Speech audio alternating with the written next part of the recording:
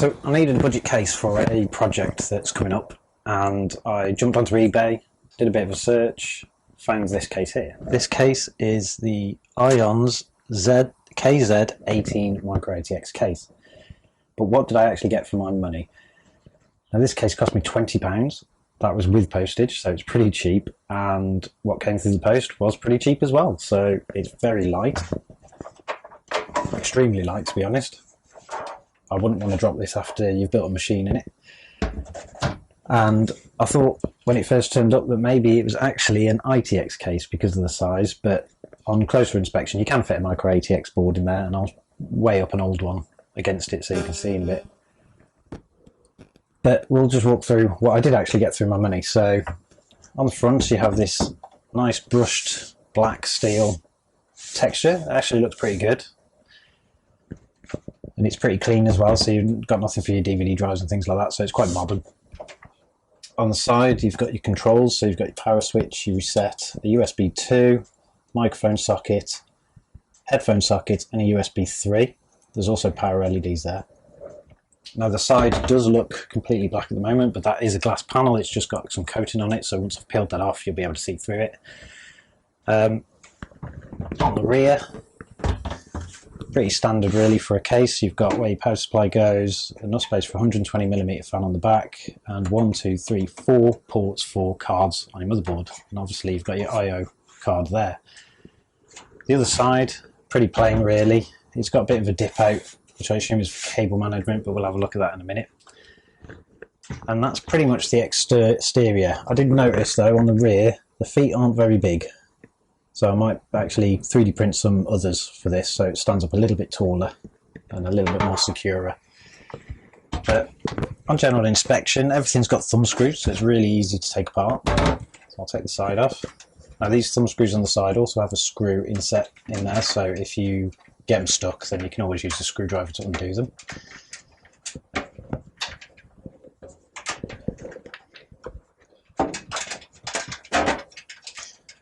Now the panel on the side, the clear panel, is actually plastic, so I suspect it's going to scratch up quite easily once it's actually being used, which is why it comes with such a good coating on it. Very flimsy, but to be honest, for what you pay, it's not too bad. So on closer inspection inside the case, you have a place to get your motherboard, and they've already come with all the pegs in there. It comes with all the cables to the front for your ports, which is pretty good.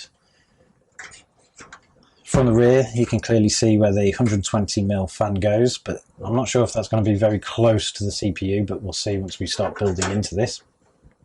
Now on the front, what it appears is that the case is probably so cheap because it's off of an old press, because you do actually have the slot for the CD drive and a floppy drive.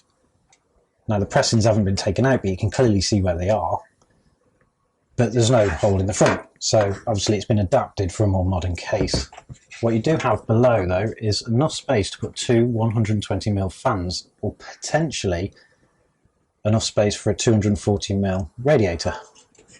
I'm not sure how close that would actually get to the motherboard once you put fans on it, but it's not too bad.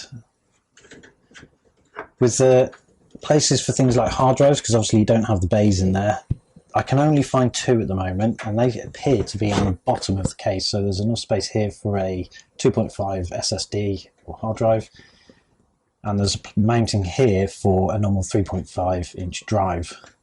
That's all I can find on it actually, and I've removed all the panels to be able to find that.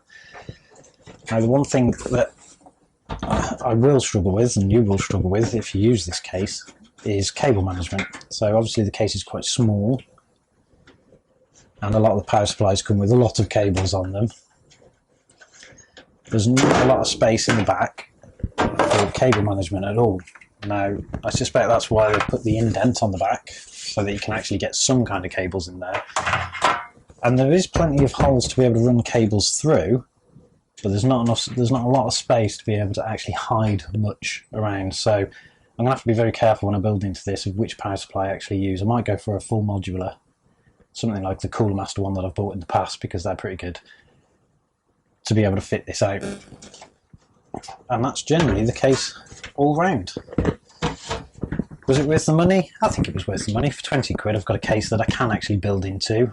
I'm not sure how the cable management's going to go yet. I've got enough space for the fans that I need, for where I need to put the hard drives, can't expand much further than that.